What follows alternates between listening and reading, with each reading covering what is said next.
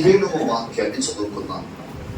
హెబ్రీయులకు రాసినటువంటి పత్రిక 13వ అధ్యాయము 17వ వాక్యాన్ని చదువుకుందాం. 13, 17. మీ పైన నాయకులుగా ఉన్నవారు లెక్క అప్పు చెప్పవలసిన వారి వలె మీ ఆత్మలను కాయించున్నారు. వారు దుఃఖముతో ఆ పని చేసిన ఎడల మీకు నిష్ప్రయోజనము గనుక దుఃఖముతో కాక ఆనందముతో చేయునట్లు వారి మాట విని వారికి లోబడి ఉండుడి. దేవునికి స్తోత్రం. చిన్న ప్రార్థన చేసుకుందాం. దేవుని యొక్క సన్నిధిలో దేవుని వాక్యం కొరకు అందరూ కూడా ప్రభు సన్నిధిలో మనపూర్వకంగా ప్రార్థన చేసుకోగలగాలి. Thank you Lord. Hallelujah, hallelujah, hallelujah, హల్లెలూయా.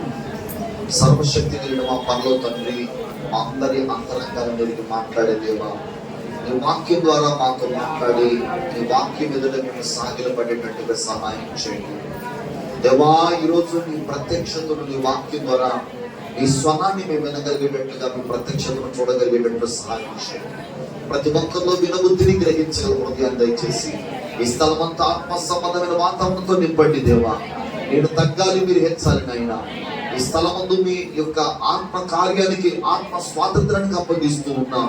ప్రతికూల పరిస్థితులని నజరేయుని యేసు నామములో గద్దిస్తా ఉన్నాం దేవా. మీరు మాతో మాట్లాడుతూ ఉండగా వెనుబుద్ధిని గ్రహించగల హృదయాన్ని అనుసరించి నడుచుటకు కృప దయచేయమని యేసు నామాన వేడుకొని పొంది ఉన్నాము తండ్రి. ఆమేన్. హల్లెలూయా. చెప్పండి హల్లెలూయా. దేవుని వాక్య భాగంలో దైవజనుడైన పౌలు చెప్పినటువంటి మాటని ఇక్కడ మనం గమనిస్తున్నాం. ఏమనంటే, మీ పైన నాయకులుగా ఉన్నవారు లెక్క అప్పు చెప్పవలసినటువంటి వారి వలె మీ ఆత్మలను కాయించున్నారు.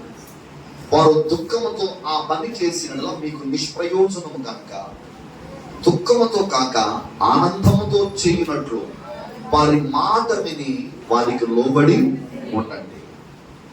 ఈ చదవబడిన వాక్య భాగంలో మనం గమనిస్తే, ఒక నాయకుడు అంటే సంఘానికి కాపరిగా ఉన్నవారు. సంఘానికి కాపరిగా ఉన్న ఒక దైవజనుడు సంఘములో మీ ఆత్మలను కాయించున్నాడు. ఏం కాస్తున్నాడు చెప్పండి? చెప్పాలి గట్టిగా. ఏం కాస్తున్నాడు? మీ ఆత్మలను కాయించున్నాడు. చాలా మంది ఏం కోరుకుంటారంటే, పాస్టర్ గారు అంటే మా ప్రతి అవసరాన్ని తీర్చాలి అని కోరుకుంటారు. ఏం కావాలంట? దైవజనుడి యొక్క బాధ్యత ఏంటంటే మీ శరీరాలను కాపాడడం కాదు. ఏం కాపాడడం? మీ ఆత్మలను కాయడం మా బాధ్యత. మీ ఆత్మను, మీ ఆధ్యాత్మికమైన జీవితాన్ని, మీ భక్తి జీవితాన్ని దేవుని వాక్యం అనే ఆహారం ఇచ్చి, దేవుని వాక్యము వలన మీ జీవితాలను, మీ ఆధ్యాత్మికమైన జీవితాలని పెంచడమే మా బాధ్యత. కాబట్టి మీకు ఏదైనా ఆత్మీయ అవసరత ఉంటే సేవకుని దగ్గరికి రావాలి, కానీ భౌతికమైన అవసరాల కొరకు సేవకుని దగ్గరికి మనం రాకూడదు. చాలా మంది ఏమో కోరుకుంటా ఉంటారంటే, మాస్టర్ గారు అంటే వాళ్ళ భౌతికమైన అవసరాలు కూడా తీర్చాలి అని. అంటే వాళ్ళకి ఏమన్నా అనారోగ్యం వస్తే పట్టించుకొని హాస్పిటల్లో చేర్పించాలి. వాళ్ళు ఒకవేళ కనుక ఏదైనా అక్కరత ఉంటే ఆయా సమయాల్లో వారికి సహాయం చేస్తూ ఉండాలి అని. యెసన్న గారు కూడా ప్రారంభంలో అడిగారంట, యెసన్న గారు ఒకవేళ మీ చర్చికి వస్తే పాత కోట్లు ఏమన్నా ఇస్తారా అని అడిగాడు. మీ చర్చికి వస్తే మా పిల్లల్ని ఏమన్నా స్కూల్లో చదివిస్తారా అని అడిగేవారు. అట్లాగా చాలా మంది సేవకుడు అంటే వాళ్ళ భౌతికమైన అవసరాలు తీర్చడానికి ఒక వ్యక్తి అనుకుంటారు. కానీ ఇక్కడ క్లియర్ గా బైబిల్ ఏం చెప్తుంటే, మీ ఆత్మలను కాయడానికి దేవుడు సంఘానికి కాపరిగా మమ్మల్ని నియమించాడు. స్తోత్రం చెప్తాం. మీకు ఒక కాపరిని దేవుడు నియమించాడు. ఎందుకు? మీ ఆత్మలను, అంటే మీ ఆధ్యాత్మికంగా ఏ అక్కరత ఉన్నా, ఏ అవసరత ఉన్నా ఏ విధమైన పోరాటం ఉన్నా మీకు సహాయం చేయడానికి దైవజనుడు ఎప్పుడు సిద్ధమే. అర్థమైందా మీకు? మీరు ఏ సమస్యలో ఏ పోరాటాల గుండా వెళుతున్నా, ఎటువంటి శత్రువు కార్యాలు మీ మీద దాడి చేస్తున్నా, వాటిని ఎదుర్కొని మీరు నిలబడగలిగేటట్టుగా మిమ్మల్ని శక్తివంతులుగా తీర్చిదిద్దడానికి, తగిన విధంగా పనిచేయడానికి కాపరి అనేటువంటి ఒక నాయకుడు, సేవకుడు మీ కొరకు ఉన్నాడు. దేవునికి స్తోత్రం. చాలా మంది ఏం కోరుకుంటారంటే, ఆ చర్చికి వెళ్తే పింఛను కూడా ఇస్తారండి. ఒక్కొక్క చర్చి, మా సింగనగర్ నుంచి వేరే చోట చర్చికి వెళ్తారు. ఎందుకంటే నెలకు 200 ఇస్తారట. ఏం చేస్తారు? నెలకు 200 ఇస్తారట ఆయన. ఎందుకంటే ఆయన లాయర్ కమ్ పాస్టర్ కాబట్టి, లాయర్ కమ్ పాస్టర్ గా కాబట్టి ఏం చేస్తా ఉంటాడంటే, ఒక 200 నెల వచ్చిన వాళ్ళందరికి ఇస్తా ఉంటాడు. సంవత్సరానికి ఒకసారి బట్టలు పెడతా ఉంటాడు. కాబట్టి వాళ్ళు ఏం చేస్తారంటే, ఖచ్చితంగా తూచా తప్పకుండా చర్చికి మాత్రం వెళుతూ ఉంటారు. చూడండి, వాళ్ళ భౌతికమైన అవసరాలు తీరడం కొరకు వెళ్ళేది దేవుని మందిరం కాదు. యేసు ప్రభువును కూడా వెతుకుతున్న వచ్చారు జనాంగం. తెల్లవారేసరికి వచ్చేసి శిష్యులను లేపుతున్నారు. ఏమని తెలుసా? ఏమయ్యా, పేతురు, యోహాను, ఆంద్రయ, మత్తయ్య, లూకా, లేవన్నా. ఏంటి వచ్చారు? ఇదిగో నేనే కాదు, ఓల్డ్ అంత మంది వచ్చాం. ఎందుకు వచ్చారు అని అంటే, మేమందరం ఎందుకు వచ్చాం తెలుసా? అమ్మా కూర్చోండి, ఆడుకోండి. ఓల్డ్ అంత మంది వచ్చాం. ఎందుకు వచ్చారు? అదే మీ బోధకుడు ఉన్నాడే, ఆ బోధకుడు చెప్పే మాటలు విందామని. ఆ బోధకుడి దగ్గరకు వచ్చారు. బట్టి వీళ్ళు కంగారు పడిపోయి లేచి వెళ్ళిపోయి యేసు ప్రభు దగ్గరికి వెళ్ళి, ప్రభు అని వెతుక్కుంటూ వెళ్ళి యేసయ్య ఒక చోట ప్రార్థన చేస్తున్నాయి. ప్రార్థన చేస్తున్న సమయంలో యేసయ్య దగ్గరికి వెళ్ళి అన్నారు, ప్రభా మనం వెతుక్కుంటూ ఒక గొప్ప జనసమూహం వచ్చేసిందన్న. అప్పుడు ప్రభు అన్నాడు కదా, మనం ఇంకా సంచరించవలసిన ప్రాంతములు అనేకమైన ఉన్నవి కనుక వీరిని విడిచిపెట్టి మనం ఆ ప్రాంతములకు వెళ్ళుదాము రండి అన్నాడు. స్తోత్రం చెప్తాం. యేసయ్య ఎందుకు ఆ మాట అన్నాడు? ఆ ప్రజలు ఎందుకు యేసయ్య దగ్గరకు వచ్చారు అంటే, యేసయ్య దగ్గర రావడానికి ప్రధానమైన కారణం ఏంటంటే, నిన్న యేసయ్య 5 రొట్టెలు 2 చేపలు 5,000 మందికి పంచిపెట్టాడు. కాబట్టి ఈ రోజు కూడా యేసయ్య వెంట వెళ్ళామనుకోండి, ఏమవుతుంది? చెప్పాలి గట్టిగా. మరలా ఒకరు 5 రొట్టెలు 2 చేపలు అద్భుతం చేసేస్తాడు. శుభ్రంగా కడుపు నింపేస్తా ఉంటాడు. తింటా ఉండొచ్చు, ఆయన అమ్మడు తిరుగుతూ ఉండొచ్చు. కడుపు నిండా దొరికింది కాబట్టి చక్కగా తినొచ్చు, తిరగొచ్చు అనేటువంటి ఉద్దేశంతో వచ్చారు. కానీ వారి ఆత్మలను రక్షించుకోవడానికి రావట్లా. అందుకని యేసు ప్రభు వారిని విడిచిపెట్టి వేరొక ప్రాంతానికి ఆయన వెళ్ళాడు. స్తోత్రం చెప్పండి. అందుకని చాలా మంది ఏంటంటే, దేవుని మందిరానికి వస్తే అది ఇవ్వాలి, ఇది ఇవ్వాలి, అలా చేయాలి, ఇలా చేయాలి, అంత చేయాలి, ఇంత చేయాలని సేవకు నుంచి కొన్ని ఎక్స్పెక్ట్ చేస్తా ఉంటారు. పాస్టర్ గారు అంటే మాకు ఇలా చేసి పెట్టాలి, అలా చేసి పెట్టాలి, ఆ పాస్టర్ గారు అలా చేస్తారు, ఈ పాస్టర్ గారు ఇలా చేస్తారు, ఈ పాస్టర్ గారు ఇలా చేస్తారు. స్తోత్రం చెప్పండి. నయమాను దగ్గరికి, ఎలీషా దగ్గరికి నయమాను వెళ్ళాడా వెళ్ళలేదా? అందరూ చెప్పండి. వెళ్ళాడు. ఎందుకు వెళ్ళాడు? తనకున్నటువంటి కుష్టు వ్యాధి నుంచి విడుదల పొందాలని వెళ్ళాడు. వెళ్ళేటప్పుడు రోగం పోవాలని వెళ్ళాడు కదా. రోగం పోవాలని వెళ్ళినప్పుడు ఏం చేయాలంటే, ఆడికి వెళ్ళిన తర్వాత పాస్టర్ గారు ఏం చెప్తే అది చేయాలి. కానీ ఈయన మనసులో కొన్ని ఊహించుకొని వెళ్ళిపోయాడు. నేను వెళ్ళగానే నన్ను చూసి పాస్టర్ గారు గజగజ ఒరిగిపోతాడమ్మో, ఏంటండి అంత పెద్ద ఆయన వచ్చేసాడా, అమ్మో సిరియా సైన్యాధిపతి అంటే మా ఇశ్రాయేలు దేశాన్ని ఎవరూ జయించలేని అంత పెద్ద ఆయన వచ్చేసాడా, అమ్మో అనుకొని, సార్ ఏం చేయమంటారు సార్ ఎలా చేయమంటారు సార్ అని గజగజ వణికిపోతూ అన్ని ఆయన అనుకున్నట్టుగా తీసుకొచ్చేసేసి ఇలా పడుకోబెట్టేసేసి చక్కగా సోఫాను పడుకోబెట్టేసి కొబ్బరి డబ్బా తీసుకురండి అని చెప్పి ఆ కొబ్బరి నూనెతో ఒళ్ళంతా ఇట్లా మర్దనం చేసేసి రాసేసి వేస్తున్నామలే పో అంటే పోద్ది అని అనుకున్నాడు. ఎవరు?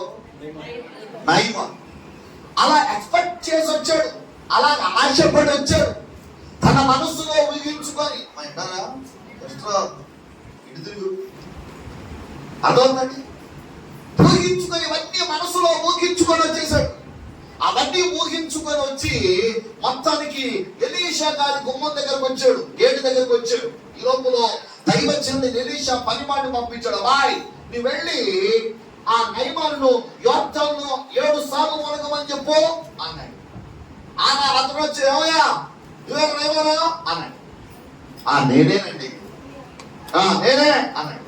నేనేనండి ఎందుకంటాడు? గర్వం కోల్పోడు అంతకు లోపల కాబట్టి అన్నాడు నేనే అన్నాడు. అయితే 7 సార్లు మునగమన్నాడు. అప్పుడు బాగుపడుతున్నాడు బా అన్నాడు. అనేసరికి వచ్చేసింది బీపీ 770 వెళ్ళిపోయింది. ఎవరికి? నయమానికి. అసలు నేను ఎవరో తెలుసా? నాలాంటి రాంగల్ల గడగడ వనుకుంటా కుర్చీ వేసి కూర్చోబెట్టచ్చు, కూల్ డ్రింక్ తెచ్చి అన్ని రకాల సకల మర్యాదలు చేసి పెట్టాలి. అలాంటి సకల మర్యాదలు చేయవలసిన వాడు సకల మర్యాదలు చేయకపోగా యోర్దాను నదిలో మనం అంటాడా?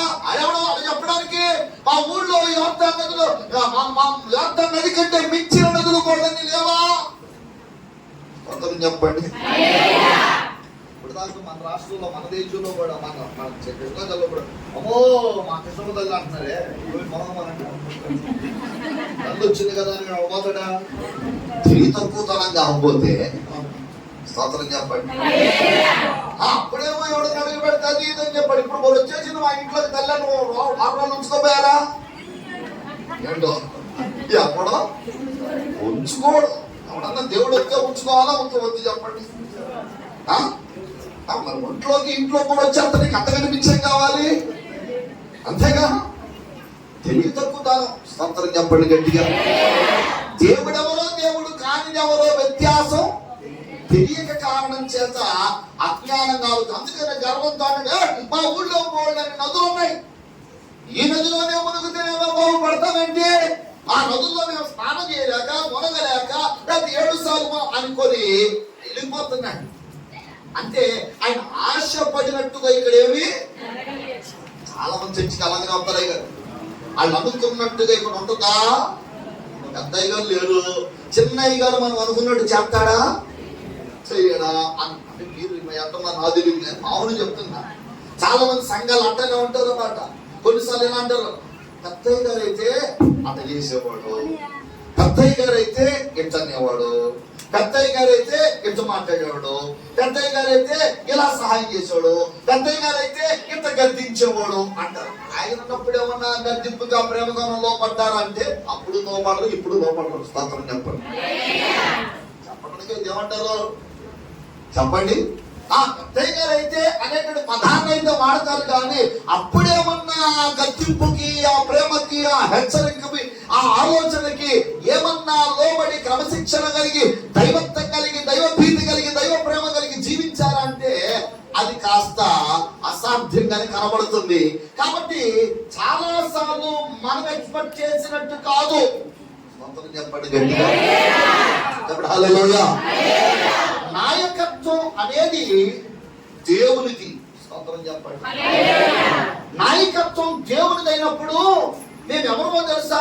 కేవలం దేవుని చేతిలో పాత్రలు మాత్రమే, దేవుని చేతిలో పాత్రలు మాత్రమే. దేవుడు మమ్మల్ని ఎలాగ నడిపిస్తాడో అలాగా. యెహోషువ నాయకత్వానికి మోషే నాయకత్వానికి చాలా తేడా ఉంది, ఉందా లేదా? మోషే అనుకోండి ఏదన్నా జరిగింది అనుకో అంటాడు. అవును మోషే గారు ప్రభు నీళ్లు కావాలంటే ఆయన ప్రభు కొంచెం నీళ్ళు ఇచ్చాను, ఆయన ప్రభు వీళ్ళకి మంచి వీళ్ళకి ఆహారం కావాలంటే ఆయన పూరేళ్ళు కురిపించను ఆయన అంటాడు. యెహోషువ అట్ట కాదు. అతను చెప్పండి గట్టిగా. యెహోషువ మీరు ఎవరిని సేవిస్తారో సేవించుకోండి, నేను నా ఇంటి వారు యెహోవానే సేవిస్తామంటాడు. అతను చెప్పండి గట్టిగా. హల్లెలూయా. ఇశ్రాయేలులో ఎవరు పాపం చేసినా మోషే చేశాడు తెలుసా? దేవుని సముఖంలోకి వెళ్ళిన ఆయన ఈ ప్రజలు పాపం చేశారు, వీరి కోసం ఈ సన్నిధిలో నేను మొరపెడుతున్నానయ్యా, దయచేసి పాపం మీరు మీదకి రాగవద్దు అంటాడు. యెహోషువ ఎవరో పాపం చేసి బయట వెళ్ళిపోతున్నా అంటాడు. నాయకత్వం మారిన తర్వాత విధానం మారిందా మారలేదా? బైబిల్లో మారిందా మారలేదా? బైబిల్లో మారినప్పుడు నేటి కాలపు సేవలో కూడా మారిందా మారదా? మనం ఇంత ఇష్టపడతామా? ఏమంటాం? అయ్యగారు అయితే మోషే అయ్యగారు అయితే పంటలో నుంచి నీళ్ళు ఇచ్చేవాడు, మోషే గారు అయితే మన్నా కురిపించేవాడు, మోషే అడగాలని వెంటనే పూరేడు కురిపించేవాడు. మోషే గారు అయితే మారాని మధురంగా చేసేవాడు. స్తోత్రం చెప్పండి. ఆ నాయకత్వంలో అప్పుడు అది అవసరం కాబట్టి దేవుడు అలా నిలబెడతాడు, అలా వాడుకుంటాడు, అలా బలపరుస్తాడు, అలా ఆలోచన చెప్తాడు, ఆ విధంగా చేస్తాడు దేవుడు. కానీ యెహోషువ నాయకత్వం మీరు ఇంటికి వెళ్ళిన తర్వాత యెహోషువ గ్రంథం అంతా చదవండి. మోషేలాగా ఎక్కడైనా చెప్పండి, యెహోషువ చేశాడా? మోషేలాగా చేయలా. స్తోత్రం చెప్పండి.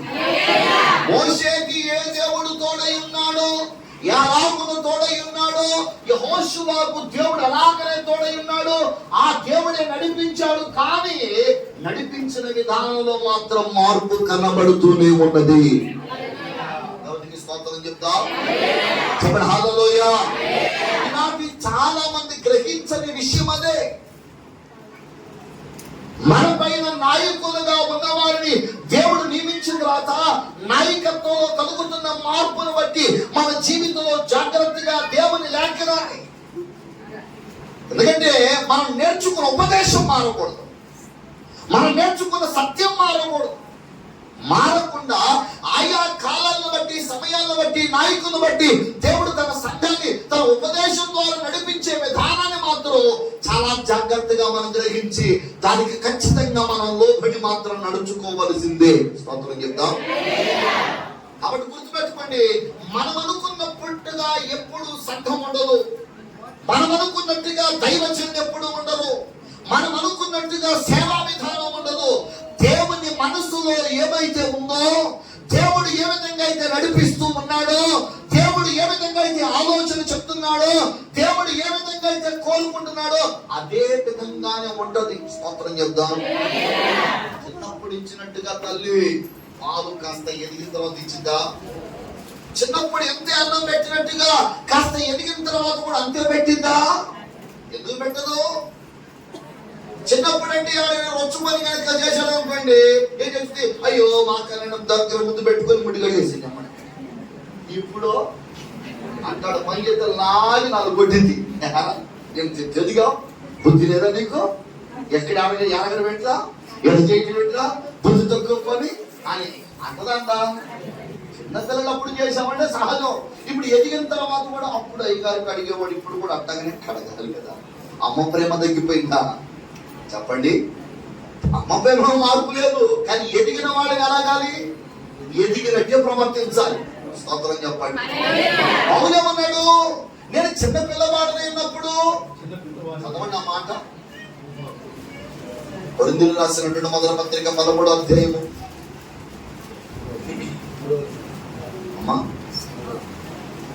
13వ అధ్యాయం 11వ వాక్యం.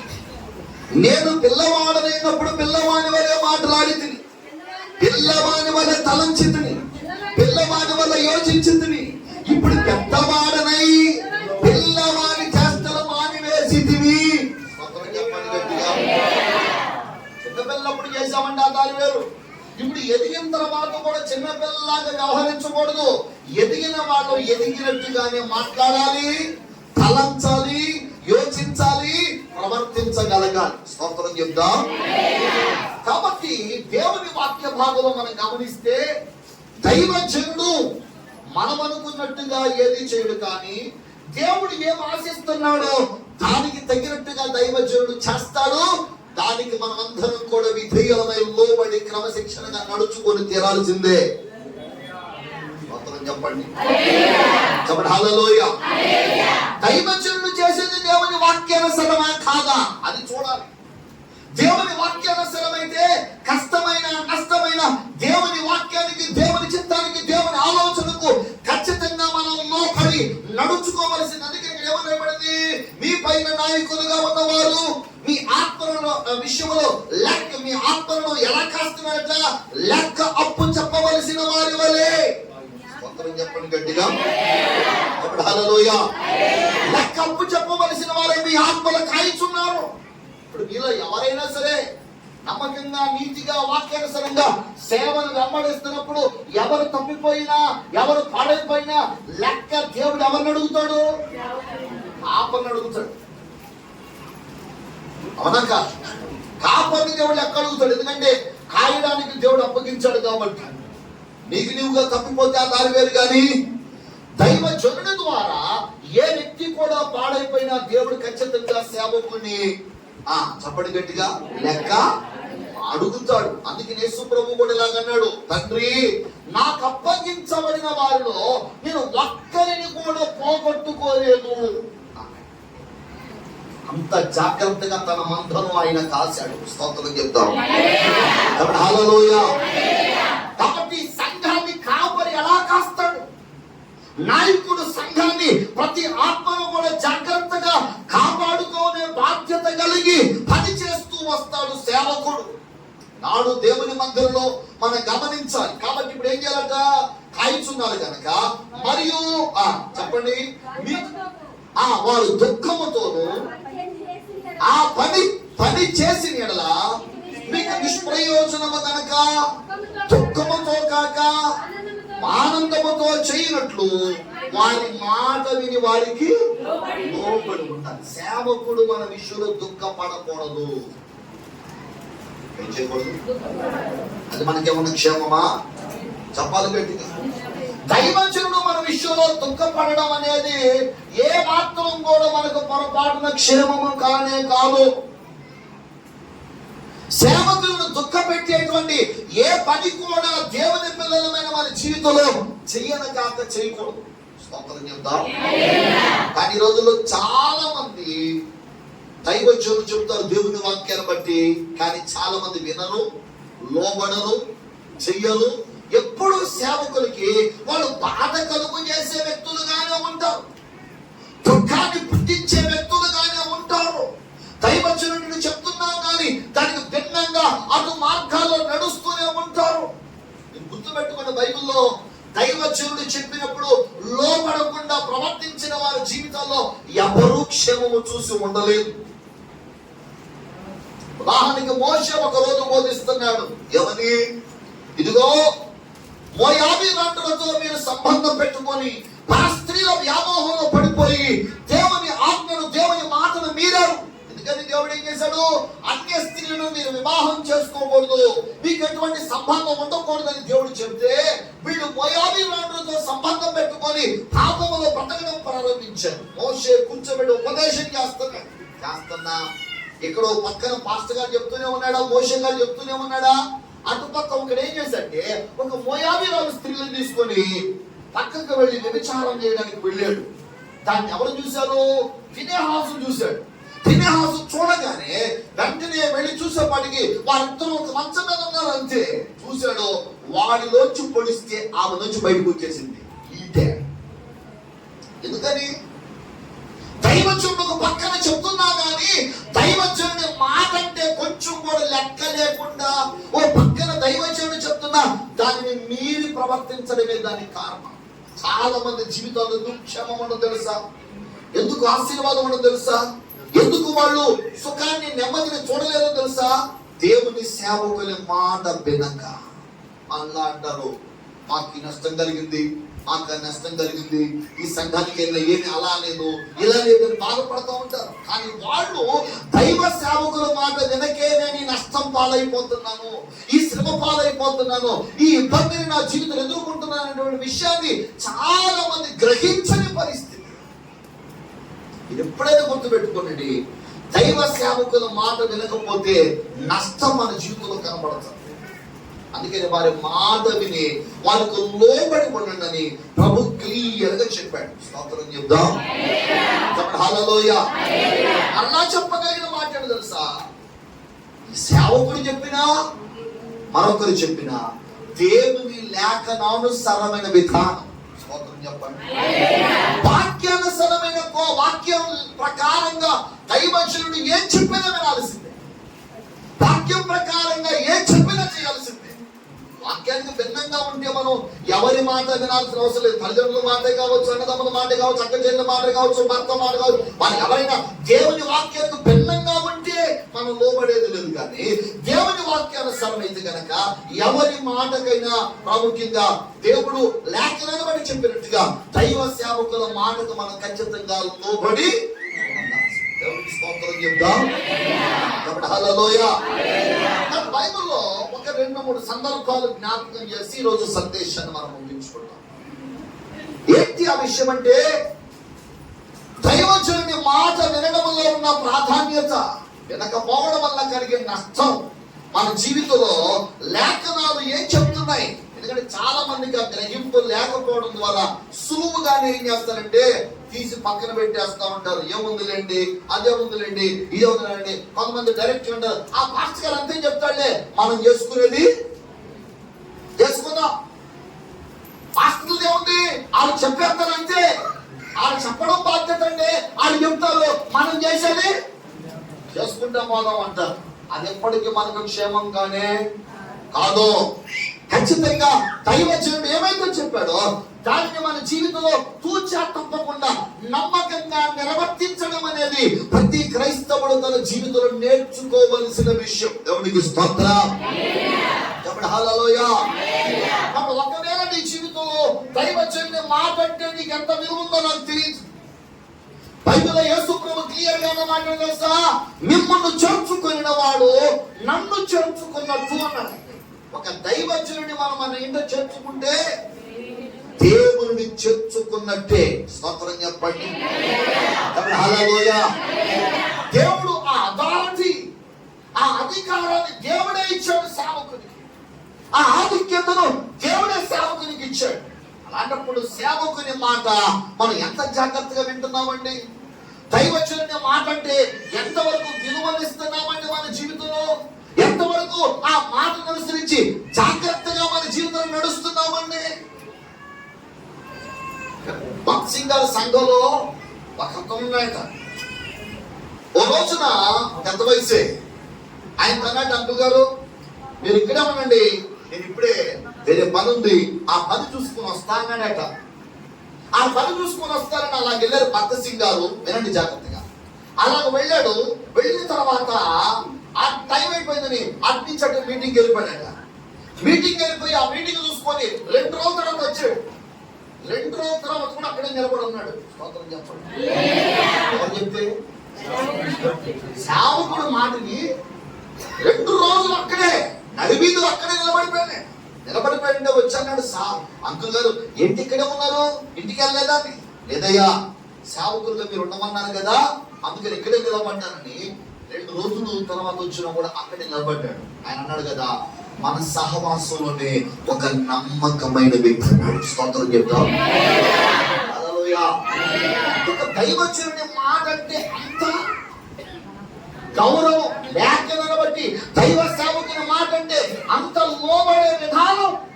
రోజులు అలాంటి విధేయత కనబడుతుందా? అలా లోబడే తత్వం కనబడుతుందా? దైవజనుని మాట అంటే కుడి కానీ ఎడమగా తొట్టిన కూడా అలా నిలబడగలిగేవాడు కనబడుతున్నారు ఈ రోజుల్లో. పాత రోజుల్లోనే, ఆ రోజుల్లోనే అదే భక్త్ సింగ్ గారు ఒక రోజు చెప్పాడట ఒక అతని, బాబు ఇక్కడ ఉన్నారే ఈ 16 మందికి వెళ్ళి టికెట్ తీసుకో అన్నాడట. దేవుడు సహాయం చేస్తాడు, వెళ్ళి టికెట్ తీసుకోవాలన్నాడు. ఆయన ఏం మాట్లాడకుండా బయట వెళ్ళిపోయాడు. చేతిలో జేబులో రూపాయి లేదు, 1 రూపాయి లేదు. ఆయన ఎవరు చెప్పారు వెళ్ళాడు? సేవకుడు చెప్పాడని. సేవకుని మాటకు లోబడి 1 రూపాయి లేకపోయి వెళ్ళిపోయాడు. విశ్వాసంతో లైన్లో నిలబడ్డాడు. టికెట్ లైన్లో నిలబడ్డారు. విశ్వాసంతో అలాగనే లైన్లో నిలబడ్డాడు. దేవా నాయన, సేవకుడు చెప్పాడు జేబులో రూపాయి లేదు, సేవకుడు చెప్పాడు జేబులో రూపాయి లేదు, సేవకుడు చెప్పాడు జేబులో రూపాయి లేదు, నువ్వే సహాయం చేయాలి ప్రభా అని ప్రార్థన చేసుకుంటా అలాగ లైన్లో నిలబడ్డాడు. సరిగ్గా బుకింగ్ దగ్గరికి వెళ్ళబడి ఒక ఆయన కనపడంట, భక్త్ సింగ్ గారికి టికెట్ తీసుకోవడానికి వచ్చింది నువ్వేనా అన్నాడట. నేనన్నానంటే ఎంత ఖర్చు అయితే అంత నేను ఇచ్చేస్తాను. చాలా మందికి తెలియదండి, ఒక సేవకుని మాట వినడంలో దేవుడు సేవకుడికి ఇచ్చిన అధికారాన్ని, ఆధిక్యతను బట్టి ఒక దైవజనుడి మాట వినడంలో ఉన్న ఆశీర్వాదం చాలా మందికి తెలియదు. మీకు తెలుసు హోసన్నా మినిస్ట్రీస్ కదా, దానిలో ఇప్పుడు ప్రెసిడెంట్ గా ప్రాముఖ్యమైన వ్యక్తిగా ఉంది ఎవరు? అబ్రహాం గారు. ఆ అబ్రహాం గారు తన స్వయంగా తను ఇచ్చిన సాక్ష్యం ఏంటంటే, యేసన్న గారి నోటుల నుంచి ఒక మాట వచ్చిందంటే దాన్ని పొరపాటును కూడా జమ దాటేవాడు కాదట. ఎంత కష్టమైనా. ఇప్పుడు ఒకవేళ కనుక అబ్బాయి నువ్వు ఈ రోజు వెళ్ళి ఆ గవర్నమెంట్లో వాకింగ్ చెప్పినప్పుడు అన్నాడు అనుకోండి, అన్న ఛార్జీ డబ్బులు ఇవ్వు అని అడిగేవాడు కదా. ఎంత కష్టమైన అవసరం కాలినడకైనా సరే కష్టమైన నష్టమైన మాట ఈ పని చేయంటే ఆ పని అర్ధరాత్రి ఎలా చేయగలను? రాత్రి పాటు ఎప్పుడు చేస్తారో పాస్టర్ పొద్దునే చేద్దాం అన్నట్ట. ఆయన అర్ధరాత్రి చేయమన్నా ఎంత కష్టమైన చేయమన్నా దైవజనుడు చెప్పాడని కష్టమైన కన్నీరైన బాధైన దుఃఖైన వాళ్ళలో వాళ్ళే ఏడ్చుకుంటా బాధపడతా వాళ్ళలో వాళ్ళే దుఃఖపడుకుంటా ఆ యొక్క దుఃఖాన్ని దిగమింగుకొని పరిచర్య చేసేవారంట. కానీ ఏ రోజు కూడా ఇది చేయమని కానీ ఇలా చేయమని కానీ ఇలా ఉండమని కానీ ఇది ఎలా చేస్తాం అది ఎలా చేస్తామని కానీ ఒక్క మాట కూడా ఆ వాళ్ళ నోట నుంచి వచ్చేది కాదు. ఆయన ఎలా చెప్తే అలా వాళ్ళు చెప్పారు. మేము ఈరోజు ఇంత స్థానంలో ఇంత మినిస్ట్రీకి దేవుడు అధికారంలో నిలబెట్టి ఇంత స్థానంలో నేను ఉన్నానంటే ఆ దైవజనుడి మాటకు మేము లోబడి. ఈ రోజులో చాలా మందికి ఒక సేవకుడి మాట విలువ తెలియదు. చాలా మందిని చూశారు. కొంతమంది ఇదే అంటారు, మా మాస్టర్ గారు అంతే చెప్తారులే, మాస్టర్లు అంతే చెప్తారు, మనం చేసేది చేసుకోవాలా మన దాని మంది అనుకుని వ్యవహరించే వారు లేకపోలేదు. కానీ అది ఎప్పటికీ మనకు క్షేమం కాదు. స్తోత్రం చెప్తాం చెప్పండి హల్లెలూయా. ఎప్పటికీ మనకు ఆశీర్వాదకరం కాదు. మరి రోజున నువ్వు కానీ నీ పిల్లలు కానీ నీ కుటుంబంలో కానీ దైవజనుడు దేవుని వాక్యాన్ని బట్టి ఇలా చెయ్యాలి, ఇలా జీవించాలి, ఇలా నడవాలి అని ఏదైనా నీకు చెప్తే దేవుని వాక్య ప్రకారంగా సేవకుడు చెప్పే ప్రతి మాటకమ్మా ఏం చేయాలి? చక్కగా లోపడాలి. స్తోత్రం చెప్పండి. దైవజనుడిని ఏలియా వెళ్ళిపోతున్నప్పుడు అడిగాడు, అయ్యా నీకు కలిగిన ఆత్మలో 2 పాళ్ళు నాకు కావాలి. అప్పుడు దైవజనుడు అన్నాడు కదా, వినండి జాగ్రత్తగా. దైవజనుడు అన్నాడు కదా, నువ్వు అడిగింది చాలా కష్టతరం, కానీ నేను వెళ్ళొచ్చున్నప్పుడు ఒకవేళ నీకు కనబడిన ఎడల అప్పుడు నీకు అది లభిస్తుంది అన్నాడు. సరే కదా అని చెప్పి దైవజనుడు ఏలియా వాళ్ళిద్దరు కలిసి అలా నడుచుకుంటూ వెళుతూనే ఉన్నారు. గొప్ప సుడిగాలు వచ్చి వారిద్దరిని ఏం చేసింది? వేలు చేసేసింది. అగ్ని రథములు గుర్రములు వచ్చి ఏం చేశాయంటే ఏలియాలాగా కొనిపోతూ ఉంటే ఏలియా ఒక్కసారిగా కనబడకపోయేసరికి కేక వేస్తున్నాడు ఎలీషా. ఏమనంటే, నా తండ్రి ఇశ్రాయేలు వారికి రథమును రౌతును నీవే అని చెప్పి స్తోత్రం చెప్తాం. హల్లెలూయా. రథమును రౌతును నీవే అని గట్టిగా కేక వేసాడు. అప్పుడు ఏలియా కనబడగానే దుప్పటి కింద పడింది, దాన్ని తీసుకున్నాడు. ఏలియా యొక్క దేవుడు ఎక్కడ ఉన్నాడని ప్రయాణం ప్రారంభించాడు. దేవుడికి స్తోత్రం. హల్లెలూయా. మొత్తానికి ఎప్పుడైతే నా బయలుదేరి యోద్ధాను 2గా మార్చాడు, వెళ్ళాడు. వెళ్ళగానే ఒక 50 మంది వచ్చేసారు. 50 మంది వచ్చి ఎలీషా గారు ఏలియా గారిని మరి దేవుడు తీసుకుని వెళ్ళాడు కదా, తీసుకెళ్లి 100,000 కొండ మీద పడేశాడేమో, పక్కన ఉన్న లోయలో పడేశాడేమో, దేవుడు ఎక్కడ పడేశాడేమో, నేను వెళ్ళి వెతుక్కొని వస్తాం. అప్పుడు ఎలీషా అన్నాడు, దేవుడు అతనిని కొనిపోయాడు కనుక దయచేసి మీరు వెతకడానికి వెళ్ళొద్దు. వెతకడానికి వెళ్ళొద్దు అంటే లేదు, దేవుడు ఏ లోయలో పడేశాడు, ఏ చెట్టు మీద పెట్టాడో, ఏ గట్టు మీద పెట్టాడో మేము వెళ్ళి చూసేస్తా ఉన్నారు. దైవజనుడు అన్నాడు, లేదు నా మాట వినండి, మీరు వెళ్ళొద్దంటే వద్దన్నా గాని వినకుండా వెళ్ళారు. తిరిగి అలసిపోయి చివరికి వచ్చి అన్నారయ్యా. చదువుతారు వాక్య భాగంలో రాజుల 2వ గ్రంథం 2వ అధ్యాయం, రాజుల 2వ గ్రంథం 2వ అధ్యాయము 16వ వాక్యం నుంచి,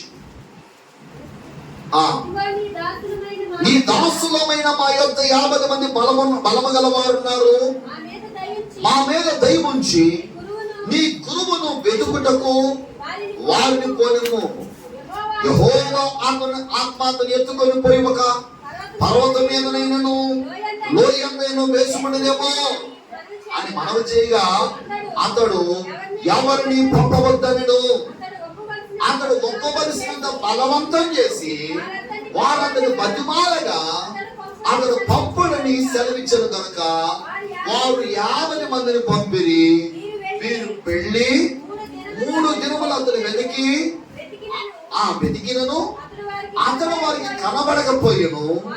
వారు యెరికో పట్టణమందు ఆగి ఉన్న ఎలీషా యొద్దకు తిరిగి రాగా అతడు వెళ్ళవద్దని నేను మీతో చెప్పలేదా అని వారితో స్తోత్రం చెప్తాం. హల్లెలూయా. ఇక్కడ దైవజనుడు ఎలీషా చెప్తున్నాడు, పంపించొద్దు. కనబడి బతిలాడు, అయ్యా అయ్యా అయ్యా అయ్యా వెళతాం వెళతాం వెళతాం వెళతాం వెళతాం వెళతాం చెప్పు, ఒప్పుకోండి ఒప్పుకోండి ఒప్పుకోండి అరా స్తోత్రం చెప్పండి. మీరు వాక్యం వింటారా? వాక్యం విన్న తర్వాత మరి మన మాస్టర్ గారు అంటే తర్వాత అనుకుంటారు, మన యోసేపు మాస్టర్ గారు వచ్చారు, సేవకుడు మాట వినాలన్నారు కాబట్టి మనం ఏం చేసిన సేవకుడికి చెప్పారు కనుక మాస్టర్ గారు నిస్సగ్గారు, అయ్యా పలానా పని చేస్తా అంటే ఏమంటాడు, అమ్మా వద్దులేమో వాక్యానుసారం కాదు కాబట్టి వద్దులేమంటే లేదయ్య గారు లేదయ్య గారు లేదయ్య గారు ఒప్పుకోండి ఒప్పుకోండి ఒప్పుకోండి సేవకుడు చెప్తే చేయాలి, లేకపోతే మాకు ఏం జరిగింది, ఏ నష్టం జరిగిందో ఒప్పుకోండి ఒప్పుకోండి ఒప్పుకోండి అంటారు. ఏం చేస్తారు? అవునా కదా? కొంతమంది బలవంతం చేస్తారు. ఎవరిని? సేవకుడు. ఇప్పుడు వాళ్ళు కొంతమంది చేస్తారు, వాళ్ళకి ఇష్టం వచ్చినట్టు వివాహం చేసుకున్నామా, నీకు ఇష్టం వచ్చినట్టు చేసుకునేటట్టు అయితే వద్దమ్మా అంటే ఎంతరా ఎంతో. మళ్ళీ ఏమంటారు, అయ్యగారు మీరు లేకుండా ఉంటే ఏమనుకుంటారో కాబట్టి మీరు ఖచ్చితంగా రావాల్సి. లేదమ్మా ఇలాంటి వాటికి రాకూడదంటే లేదు రండి రండి రండి రండి రండి రండి వాళ్ళు కూడా ఒప్పుకోడు ఒప్పుకోడు ఒప్పుకోండి అన్నట్టుగా వీళ్ళు కూడా చెప్తారు, రండి రండి రండి రండి రండి ఎంత పట్టగా సేవకుని ఏం చేద్దామని బలవంతం చేస్తారు. ఎంత బలవంతం చేసినది మనకు ఆశీర్వాదకరమా? అసంత కాళ్ళు పొడుస్తారమ్మా? స్తోత్రం చెప్పండి. బైబిల్ గ్రంథం మనకి చెప్పేటువంటి వాస్తవికమైన సత్యం ఏంటంటే దైవజనుడు చెప్పినా కానీ వినకుండా కొంతమంది బలవంతం చేస్తారు. ఎప్పుడు బలవంతం చేయకూడదు. అది మనకు మేలైతే సేవకుడు వెంటనే అంగీకరిస్తాడు. స్తోత్రం చెప్తాం. బలవంతం చేసాం అనుకోండి, మనం అనుకుంటాం దైవజనుడు మన మధ్యలో ఉన్నాడు అనుకుంటాం, కానీ దేవుని కార్యాన్ని మాత్రం చూడలేమండి. ఆశీర్వాదం రాదు, ప్రభువు రాడు మన వెంట, దేవుని కార్యాలు జరగవు. విగ్రహం సృష్టి నైవేద్యం ఇస్తున్నట్టుగా ఏదో సేవకుడు మన కళ్ళ ముందు కనపడ్డాన్ని పేరు ఉంటుంది తప్ప జరిగేదంతా కూడా మనకి ఆశీర్వాదకరం ప్రయోజనం వేరేమి కనిపించదు. కాబట్టి చాలా జాగ్రత్తగా మనం వ్యవహరించాలి. స్తోత్రం చెప్తాం. దైవజనుని అంత బలవంతం చేశారు. సరే వెళ్ళండి అన్నాడు. వెళ్ళి చూసి 3 రోజులు తిరిగారు కానీ కాళ్ళు తీపు తప్ప ఉపయోగమేమి లేదు. అప్పుడు అన్నాడు, నేను వెళ్ళొద్దని చెప్పానా? చూడు, సేవకుడు మాట వినకుండా వెళ్ళడానికి ఏమైనా ప్రయోజనం కలిగిందా? తప్పని గట్టిగా ప్రయోజనం ఏమీ కలగలేదు. అంతా నష్టమే కనపడింది, వృధా ప్రయాస అయిపోయింది. రైతులు అన్నాడే, రాత్రంతా ప్రయాసపడ్డాను కానీ ఏమీ ప్రయోజనం లేదు. ఆయన నీ మాట ప్రకారంగా వాళ్ళు వేస్తాను అన్నాడు. స్తోత్రం చెప్పండి. హల్లెలూయా. చూడండి, దేవుని వాక్య పదం గమనిస్తే దేవుని మాట లేకుండా ఎంత ప్రయత్నం చేసిన ఎన్ని ప్రయాసాలు పడ్డా ఏమి ప్రయోజనం ఉండదు. చాలాసార్లు ఆశీర్వాదాన్ని దేవుని మాట దైవ సేవకుని మాట లెక్క చేయకే మనం పోగొట్టుకుంటాం. సంపాదించేద్దాం, ఆదివారం అమ్మ పాస్టర్ అమ్మ ఆదివారం ఖచ్చితంగా అందరూ దేవుని మందిరానికి రావాలి, 100 అయినా 106 కొంతమంది అంటారు ఆ రోజు ప్రోగ్రామ్ పోతున్నాయి అయ్యారు ఏమవుతున్నాయి అంటారు. మా పెద్ద సంఘంలో కూడా అంటారు, వాళ్ళు అంటారు అయ్యారు ఆదివారం మాకు డబ్బులు కొట్టి ప్రోగ్రాం రాకుండా ప్రార్థన చేయండి అంటున్నారు. ఏం చేయాలంట? వీళ్ళు పోకుండా ఆగలట. ఏం చేయాలి? మీరు ప్రార్థన చేయండి, ఆదివారం ప్రోగ్రాం రాకుండా ఉండేటట్టుగా అంటున్నారు. స్తోత్రం చెప్పండి. అర్థమవుతుందండి. ఇప్పుడు ఉందనుకోండి, ఊగుతుందో ఒకట్లేదు గాలికి, కింద గిన్నె ఉందే, ఇది ఊగుతుందా? ఈ బల్ల ఉందే ఊగుతుందా? దీనిలో స్టామినా లేకుండా ఏమంటారు వీళ్ళు, మేము మాత్రం ప్రోగ్రాం వచ్చిందంటే అలా ఉండట్లేదు. కాబట్టి అసలు ప్రోగ్రామే రాకుండా ఏం చేయాలట? ఆ ప్రార్థన నువ్వు చేయరాదా? స్తోత్రం చెప్పు. అవునా కాదా? అయ్యా ప్రభు నాయన ఆదివారాలు ప్రోగ్రాం అవుతున్నాయని నువ్వు చెప్తావు, నువ్వు చేయి. ఎవరు చేయమంటావు? మాస్టర్ గారు చేయాలి. అర్థమవుతుందా? బైబిల్ ఏం చెప్తుందంటే, దేవుని వాక్యం ఏంటంటే, దైవజనుడు చెప్తాడు. చెప్పినప్పుడు ఏం చేయాలి? ఆ మాటకు లోబడి మనం మారాలి. చాలా సార్లు అంత ఆదివారం సంపాదిస్తారు కానీ సంపాదన తిట్టుకోవద్దు. సంపాదించిన ఉపయోగం అంత కనపడదు. ఎప్పుడు చూసినా దల్లా దిగించే మళ్ళా మామూలు యథా రాజా తదా ప్రజ అన్నట్టుగానే జీవితాలు మారిపోతాయి చాలా మంది జీవితాలు. దేవుని వాక్యాన్ని బట్టి దైవజనుడు చెప్పినప్పుడు చాలా జాగ్రత్తగా నడుచుకోవడం అనేది నేర్చుకోగలగాలి. ఎలీషా చెప్పిన మాట వినకుండా బలవంతంగా వెళ్ళారు, కానీ వెళ్ళిన ఏమీ ప్రయోజనం చెప్పండి. ఒకసారి మీకు గతంలో చెప్పి ఉంటాను. ఒక ఆవిడనంట, మాస్టర్ గారు మా అమ్మాయికి పెళ్లి చేయాలనుకుంటున్నాను. ఏం చేయాలనుకుంటుందంట? పెళ్లి చేయాలనుకుంటున్నారు. సంబంధం ఏదైనా చూడండి. మళ్ళా కొద్ది రోజులు కడిగింది, మాస్టర్ గారు మా అమ్మాయికి సంబంధం చూసారా అంటే, లేదమ్మా చూస్తున్నాను కానీ ఇంకా ఏమి దొరక, ఇంకా ఎవరో చెప్పలేదంటే, చూస్తే చూశారు కానీ మా కులంలోనే. ఆయన చెప్పాడట, అదేంటమ్మా క్రైస్తవులం కదా, క్రీస్తుని నమ్ముకున్నాం కదా, మనకి ఆ కులం దూరం ఎందుకు మనకి అని చెప్పండి. లేదురండి చూస్తే మా కులంలోనే. సరే మరి నువ్వే చూసుకోమా అన్నట్టుగా పాస్టర్ గారు చెప్పాడు. సార్ మొత్తం సంబంధం వచ్చింది. సంబంధం రాగానే ఉత్సాహంగా పరిగెత్తుకుంటూ వచ్చింది పాస్టర్ గారి దగ్గర. పాస్టర్ గారు ఓ సంబంధం వచ్చింది, ప్రార్థన చేయండి, దేవుడి చిత్తం మీద చేద్దాం అని పాస్టర్ గారు ప్రార్థన చేస్తే దేవుడు సమాధానం లేదు అన్నాడు. కాబట్టి అమ్మా ఎందుకో సమాధానం లేదు అని దైవజనుడు, ఇది దేవుడి చిత్తం కాదంటే, ఏంటి పాస్టర్ గారు దేవుడి చిత్తం కాదంటాడు? మా కులస్తుడే. ఎవరు అబ్బాయి? మా కులస్తుడే. వాళ్ళకి చాలా లారీలు కూడా ఉన్నాయంట. తర్వాత ఆ అబ్బాయి మంచి ఐశ్వర్యవంతుడు. కాబట్టి అబ్బాయి దేవుని చిత్తం వివాహం చేసుకోవడానికి ముందుకు వెళ్ళిపోతారు. దైవజనుడు చెప్పాడు, దేవుడైతే నాకు మాత్రం సమాధానం ఇవ్వట్లేదమ్మా. అయితే ఇక మొత్తానికి వివాహం చేసేసింది. వివాహం తేదీ నిర్ణయం చేసుకుంది. మాస్టర్ గారు వచ్చినా రాకపోయి చేసేదని డిసైడ్ అయిపోయి ఆమె ఒక డేట్ పెట్టుకొని ఆ డేట్ ప్రకారంగా మ్యారేజ్ అయిపోయింది. మొత్తానికి ఒక వారం తర్వాత అమ్మాయి ఫోన్ చేసింది, నాన్నగారు అమ్మగారు అని ఫోన్ చేసింది. ఆ అమ్మాయి మాట్లాడే మాటలు ఎలా ఉన్నాయంటే, చాలా ఉత్సాహంగా, మమ్మీ మా ఆయన లాంటి ఆయన ప్రపంచంలో మరి ఎక్కడ దొరకడు. నన్ను పువ్వుతో పెట్టుకొని చూసుకుంటాడు. ఒకవేళ ఆ కాలు కంది పక్కన కింద చేశాడట. ఎంతటి అంత బాగా చూసుకుంటున్నాడు. మా ఆయన లాంటి ఆయన ప్రపంచంలో మనకి ఎక్కడా దొరకడు. నేనేమి చేయగల అన్ని ఏడు చెట్టు ఆయనే కావలసినవన్నీ పనివారిని పెట్టాడు. ఆ పనివారి మొత్తం చూసుకుంటా ఉంటారు. నిజంగా నా అదృష్టం మామూలుగా పండలేదు అనుకుంది. స్తోత్రం చెప్పండి. మళ్ళా ఒక నెల రోజుల తర్వాత ఫోన్ చేసింది, మమ్మీ ఏంటమ్మా అర్జెంటుగా ఇక్కడి నుంచి నన్ను తీసుకుని వెళ్తారు, ఎక్కడ చూసి సావమంటారా? సరిగ్గా నెల కూడా గడిచిందో లేదు. ఎప్పుడైతే వారానికి అమ్మాయి ఫోన్ చేసిందో మాస్టర్ గారికి వచ్చి చెప్పింది, మాస్టర్ గారు మీరు దేవుడు చిత్తం కాదన్నారు. అమ్మాయి జీవితం ఎలా ఉందో తెలుసా? అసలు అమ్మాయి కాళ్ళ నొప్పటిది కొంచెం జాగ్రత్తగా పెట్టు, మెత్తగా పెట్టు.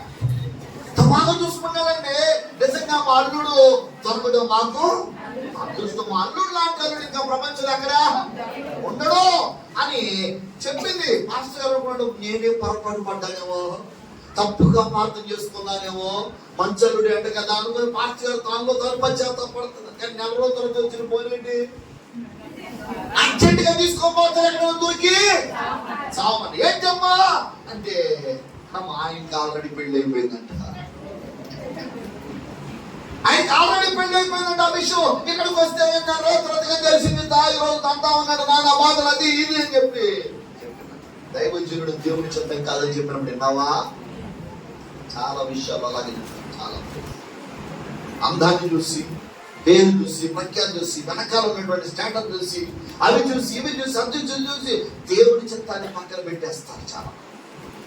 అది ఉద్యోగం కావచ్చు, వ్యాపారం కావచ్చు, చదువు విషయాలు కావచ్చు, వివాహం విషయాలు కావచ్చు, ఇంకే విషయాలు కావచ్చు. మొదట దేవుని చిత్తమైన విషయాన్ని మర్చిపోయి, దేవుని ఆలోచన విషయాన్ని మర్చిపోయి, అంతా వారికి అనుకూలంగా ఉంటే అదే దేవుని చిత్తం వరకు నడిచేవారు చాలా మంది లేదు.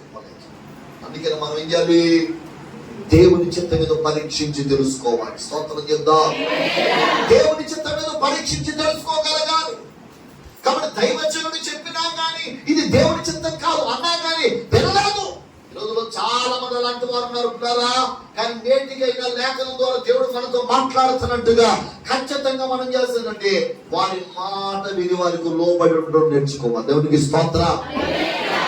దైవజనుడు వద్దు అన్నాడంటే అది మనకి ఆశీర్వాదం కాదే. అందుకని బైబిల్ ఇక్కడ మనం చాలా జాగ్రత్తగా గమనిస్తాం పిల్లరా.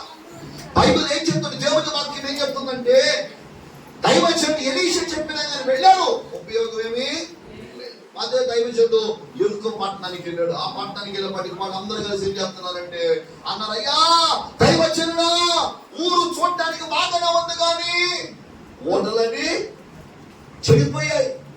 ఈ నీళ్లు త్రాగిన వారందరూ మరణాన్ని జమ్ముని భయంకరమైన రోగాలకు గురైపోతున్నారు అని దైవజనుడితో అంటే దైవజనుడు వెంటనే ఏం చేశాడు, ఉప్పు వేసిన కొత్త పాత్ర పడి తీసుకురమ్మన్నాడు. మళ్ళీ ఓడువయ్యా నీళ్లు ఓటే పాడైపోయిందంటే ఉప్పు వేసిన కొత్త పాత్ర తెమ్మంటారండి అని ఎగతాళి చేయలేదు వాళ్ళు. దైవజనుడు చెప్పాడు దాన్ని చెయ్యాలి. స్తోత్రం చెప్దాం. హల్లెలూయా. అలాగనే వెళ్ళారు, కొత్త పాత్రలు ఉప్పు వేసి తీసుకొని వచ్చారు. దైవజనుడు చెప్పినట్టుగానే ఆ ఓట దగ్గర అలా కలిపాడంతే మరణపు ఓట కూడా జీవపు ఓటగా మారిపోయింది. దేవునికి స్తోత్రం. బైబిల్లో ఏమంటుంది, నేని అన్నాడు, ఎలీషా అన్నాడు, నేను దీన్ని బాగు చేసింది ఇది దీని వల్ల నీకెన్నటికి మరణము కలగదన్నాడు. ఎలీషా మాట ప్రకారంగా నేటి వరకు కూడా అలాగనే ఉందట. స్తోత్రం చెప్తాం. దైవజనుని యొక్క మాట సో వాల్యుబుల్, చాలా విలువైనది. దైవజనుడు చెప్పినట్టు చేయడం గొప్ప ఆశీర్వాదకరం. అది చాలా మందికి ఆ విషయం తెలియదు. ఏలియా మాట ఎలాగైతే విన్నారో ఇప్పుడు ఎలీషా మాట కూడా అలాగే వింటున్నారు వీళ్ళు. స్తోత్రం చెప్పండి. అందుకని అక్కడ ఏమన్నాడు బైబిల్ అందులో మనం గమనిస్తే గనక వాడు అంటారు కదా, మేము నీ మాట వింటాము అంటారు వాడు. దేవునికి స్తోత్రం చెప్దాం. హల్లెలూయా. అప్పటిదాకా వినలేదు, అప్పటిదాకా వారు పక్కన పెట్టారు, అప్పటిదాకా వారు నిర్లక్ష్యపరిచారు.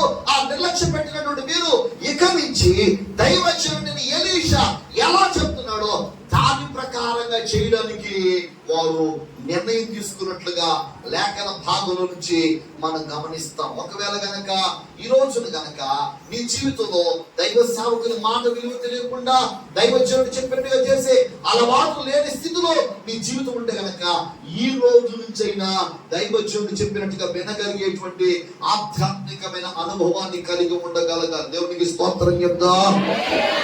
చెప్పండి హల్లెలూయా. కాబట్టి బైబిల్ మనకు స్పష్టంగా చెప్పేది అంటే దైవజనుడు ఎలీయా మాట ఎలాగ విన్నారో ఇప్పుడు ఎలీషా మాట కూడా అలాగనే వింటున్నారు. మీరు కూడా మీ పైన నాయకులుగా ఉన్న జోజన్ గారు దేవుని సేవకులు చెప్పిన మాట ఎలాగ విన్నారో అలాగ వారి తర్వాత వచ్చిన వారి కుమారులు వారి ద్వారా ఏర్పాటు చేయబడిన దైవ సేవకుల మాట కూడా అదే విధంగా గౌరవించాలి. ఎందుకంటే సేవకుడు అంటే సేవకుడే. ఆ దైవజనుడి విలువ నెరిగి ఆ సేవకుని మాటకు లోపడి నడుచుకోవడం అనేది అది మీ జీవితాలకు ఎంతైనా ఆశీర్వాదకరమైన సంగతి మర్చిపోవాలి. స్తోత్రం చెప్తాం. ఎందుకంటే చెప్పినట్టుగా చేశారు, ఊట బాగుపడిందా లేదా. దైవజనుడిని ప్రభువైన యేసుక్రీస్తు మాట ప్రకారంగా పేతురు చేశాడు.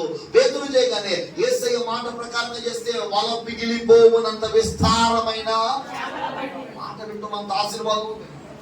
నీ జీవితంలో ఒకవేళ నష్టం అనేక సార్లు మాట వెనక ఇప్పటికే నష్టపోయావేమో. దేవుడు మాట్లాడేది మన సంఘంలో ఒక సహోదరి అయితే అంతే. దేవుడు స్పష్టంగా ఆమెకే చెప్పాడు కళ ద్వారా. ఆమెతో దేవుడు మాట్లాడాడు, కొడుకుతో దేవుడు మాట్లాడాడు, కూతురుతో దేవుడు మాట్లాడాడు. ఆ కళ్ళ చెప్తే మేము చెప్పామమ్మా మీరు ఈ ప్రాంతాన్ని విడిచిపెట్టి వేరొక ప్రాంతానికి వెళ్ళడం దేవుడి చిత్తం కాదు. మీ జీవితంలో మీరు నష్టపోతారు కాబట్టి నా మాట వినండి అని అంటే వినకుండా అయ్యో మేము వెళుతామని మా బంధువులు అక్కడ అది ఇది అని చెప్పిన మాట వినకుండా వెళ్ళిపోయారు. వెళ్ళిన కొద్ది రోజులకే కూతురు వాళ్ళ బంధువుల అబ్బాయి ప్రేమించుకొని వివాహం చేసేసుకున్నారు. చిన్న వయసులోనే, వివాహ వయసు కూడా కాదు. వాళ్ళిద్దరు కలిసి వెళ్ళిపోయి వేరే చోటుకి వెళ్ళిపోయారు. ఏదో గుడికాడ దండలు వేసేసుకున్నారు, పెళ్ళి అయిపోయింది అన్నారు. చాలా భయంకరంగా తాగి ఇబ్బంది పెడతాడు. మంచిగా మంచి విశ్వాసి చాలా చక్కగా ఉండేది. దేవుడు ఇలా చూపించాడు, దేవుడు ఇలా మాట్లాడి ఇలా ఉంటాడని, దేవుడు ఇలా చెప్పాడని అలా చెప్పాడు. నిజంగా అమ్మాయి చెప్పినట్టు ఎగ్జాక్ట్లీ తనతో దేవుడు మాట్లాడినట్టుగానే సమస్తం జరిగేది. అంత భక్తిగా ఉండేటువంటి అమ్మాయి కూడా జీవితం పాడైపోయింది. తర్వాత కుటుంబం జీవితం, పిల్లల జీవితాలు పాడైపోయి కుటుంబం చాలా వేదన, నేటికి కూడా చాలా దుఃఖపడతా ఉంటారు.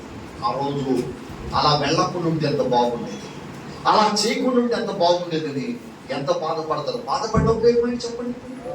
లోపల సామెతలు చేతులు గారిన తర్వాత ఆకులు పట్టుకుంటే ఉపయోగం ఏంటి అన్నట్టు, ఏమీ ప్రయోజనం లేక ఈ రోజుకి చాలా వేదనతో ఉంది ఆ కుటుంబం. కారణం ఒకటే, ఆ రోజు దేవుడు మాట్లాడినా కానీ లోబడలేదు. కాబట్టి అలాగే నీ జీవితంలో నష్టపోవడం దేవుడి ఉద్దేశం కాదు. స్తోత్రం కింద హల్లెలూయా. దేవుని లేఖనం బట్టి మనం నష్టపోకూడదు. నష్టపోకూడదంటే వారి మాట విని వారికి లోబడడం మనకు ఆశీర్వాదకరం అని బైబిల్ స్పష్టంగా తెలియజేస్తుంది. దేవునికి స్తోత్రం. రెండవ సందర్భాన్ని కూడా మనం గమనిస్తే బైబిల్ యెహోషువ గ్రంథంలో మనకు తెలుసు. యెహోషువ గ్రంథంలో మోషే నాయకుడిగా ఉన్న తర్వాత దేవుడు మోషేని ముందుగానే చెప్పాడు, నెబో పర్వతం మీద నేను నిన్ను తీసుకోబోతున్నాను కనుక నువ్వు ముందుగానే ఆ యెహోషువని నాయకుడిగా నిలబెట్టాలని దేవుడు చెప్పాడు. దేవుడికి స్తోత్రం. చెప్పండి హల్లెలూయా. నిజంగా ఒక నిజమైన నాయకుడి లక్షణం ఏంటి తెలుసా? ఒక నిజమైన సేవకుడి లక్షణం ఏంటంటే తన తర్వాత తరాన్ని కూడా నిలబెట్టడం. స్తోత్రం చెప్తాం. గొప్ప గొప్ప దైవజనులను పిలువబడిన వారు వారి తర్వాత తమలాగా సేవ చేసే వారిని నిలబెట్టకుండా చనిపోయిన వాళ్ళు కూడా అనుకుంటున్నారు. అది చాలా బాధాకరమైన విషయం.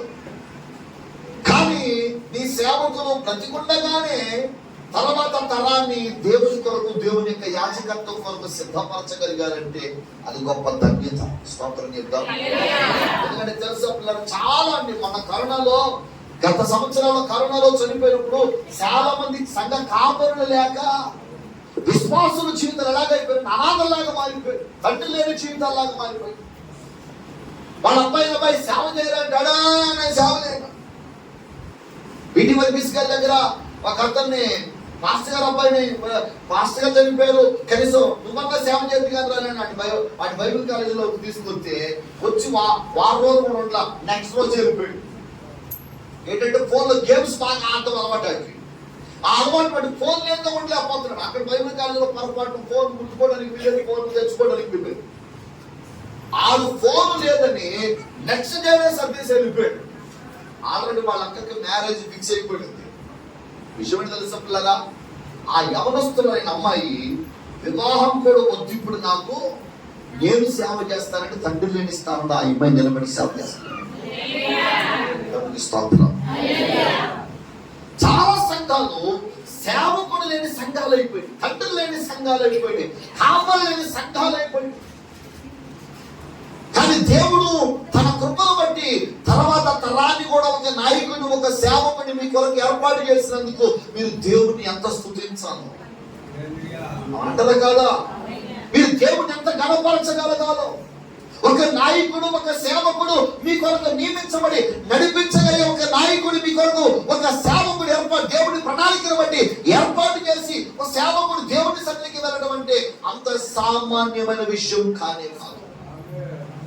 అమరావతిలో ఒక సంఘం సేవకుడు చాలా బలంగా వాడబడ్డాడు. దేవుని వాక్యం చెప్తే అగ్ని కురిచినట్టుగా ఉండేది. కానీ నేటికి ఆ సంఘానికి కాపర్ లేడు. 300 మంది సంఘం, 300 మంది సంఘం ఈ రోజుకి కాపర్ లేదు. ఏదో ఆదివారం వస్తారు, కూర్చుంటారు, పాటలు పాడుకుంటారు, వెళ్ళిపోతారు. ఆదివారం వస్తారు, కూర్చుంటారు, పాటలు పాడుకుంటారు, వెళ్ళిపోతారు. అంతే. పాటలు పాడుకోవడం, ప్రార్థన చేసుకుంటూ వెళ్ళిపోవడం.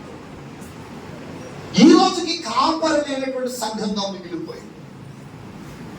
కొంతమంది ఆ సంఘాలకి ఈ సంఘాలకి అటు ఇటు వెళ్ళిపోయారు. ఏదో ఉన్న వాళ్ళు ఏం చేస్తున్నారంటే ఇక అదే దారిలో నడుస్తున్నారు. ఆలోచించండి, మీకంటూ ఒక సేవకుడు ఉన్నాడంటే నిజంగా మీరు చాలా ధన్యులు. దేవుని స్తోత్రం. హల్లెలూయా. దాన్ని బట్టి దేవుడిని మీరు ఎంతో స్తుతించగలగాలి, దేవుడిని ఎంతో గణపరచగలగాలి, దేవుని నామాన్ని ఎంతో ఉన్నతం చేయగలగాలి. మీ తరపు ఒక తండ్రిని ఆధ్యాత్మికంగా నడిపించగలిగిన దైవ సేవకులు కొరకు ఉంచినందుకు మీరు ఎంతగా దేవుని స్తుతించిన ఆయన రుణాన్ని మనం తీర్చలేము. కాబట్టి ఇప్పుడు చూడండి, యెహోషువ గ్రంథం 1వ అధ్యాయం 16వ వాక్యం నుంచి చదువుతున్నాం. 16, 17, 18. అందుకు వారు నీవు మాకు ఆజ్ఞాపించినదంతయు మేము చేసేదము, నీవు మమ్మల్ని ఎక్కడికి పంపుదువో అక్కడికి పోదుము. మోషే చెప్పిన ప్రతి మాట మేము వినినట్లు నీ మాట విందుము. నీ దేవుడైన యెహోవా మోషేకు తోడై ఉండినట్టు నీకును తోడై ఉండును గాక. అంటే మీ సేవకుడు అయ్యా జోజన్న గారికి దేవా ఎలా దేవుడు ఎలా తోడైనాడో సేవకుడు ఇస్సాకు గారు మీకు కూడా దేవుడు తోడై ఉండును గాక అనండి. నాకు కాదమ్మా, నీ కాపరి చెప్పండి ఒకసారి.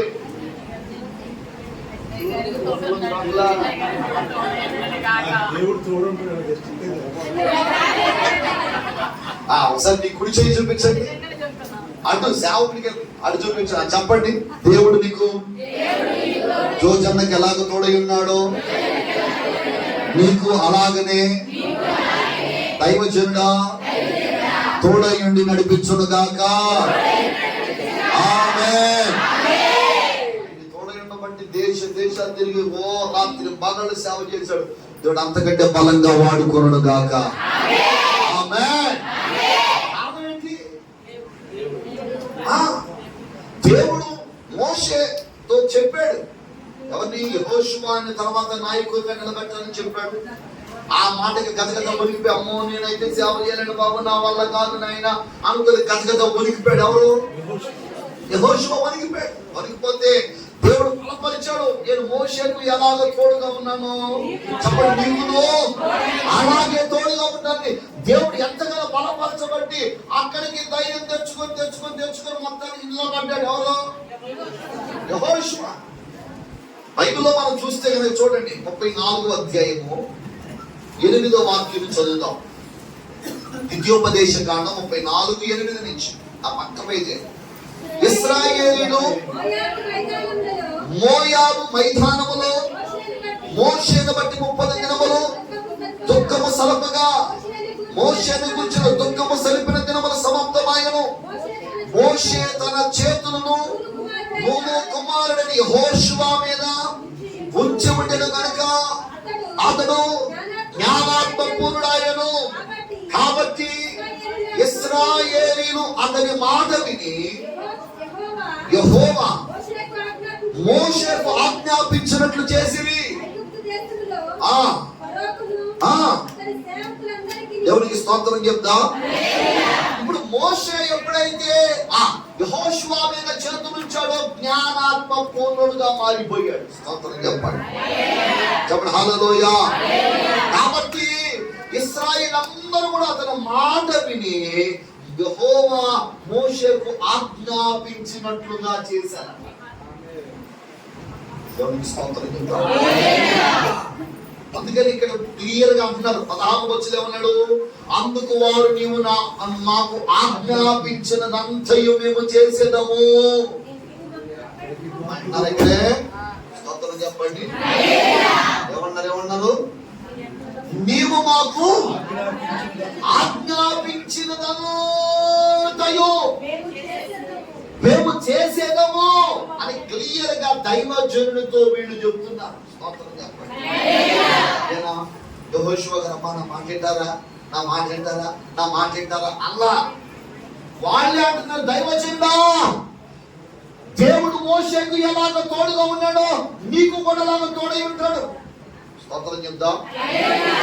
కాబట్టి ఇప్పుడు విన్నాను కదా, నీవు మాకు ఆజ్ఞాపించినదంతయు మేము చేసేదము, నీవు మమ్మల్ని ఎక్కడికి పంపుదువో అక్కడికి పోతాం. స్తోత్రం చెప్పండి. దైవజనుడు ఏం చెప్తే అది చేస్తామంటున్నారు. ఈ రోజుల్లో వింటారా అలాగా? చెప్పండి. దైవజనుడు ఏమైతే చెప్తున్నాడో చెప్పినట్టుగా ఖచ్చితంగా లోబడి చేస్తున్నారా? కానీ ఆ రోజుల్లో ఇశ్రాయేలు ప్రజలు ఒక్కడిద్దరు కాదు, మళ్ళా 100-150 మంది సంఘం కాదు, వాళ్ళు ఎంతమంది? అప్పటికి దగ్గర 20 లక్షల పైబడి ఉన్నారు. 20 లక్షల పైబడిన ప్రజలను మాట్లాడండి, మేము మీ మాట వింటాం. స్తోత్రం చెప్తాం. నువ్వు మాకు ఆజ్ఞాపించినట్టు చేస్తాం. నువ్వు ఎక్కడికి వెళ్ళమంటే అక్కడికి వెళతాం. తర్వాత ఏమన్నారు చదవండి. మోషే చెప్పిన ప్రతి మాటను నేను విన్నట్లుగా నీ మాట విందువు. చెప్పండి. మోషే ఉన్నప్పుడు ఎలా విన్నారో ఇప్పుడు కూడా యెహోషువ గారు అలాగనే వింటామని తీర్మానం చేసుకున్నారు. నీ దేవుడిని యెహోవా మోషేకు తోడైనట్లు నీకును తోడై ఉండును గాక. స్తోత్రం చెప్తాం. నీ మీద తిరగబడి నీవు వారికి ఆజ్ఞాపించు ప్రతి విషయములో ఈ మాట వినని వారందరూ మరణ శిక్ష నొందుదురు. నీవు నిబ్బరం కలిగి ధైర్యం తెచ్చుకోమని యెహోషువకు అన్నారు. నీ మాట వినకపోతే ఏమైపోతారంటే చచ్చిపోతారంట. మామూలు విషయంలో కూడా ఒక సేవకుడు మాట మనం కనుక ఎప్పుడైతే ధిక్కరిస్తే ఏమవుద్ది?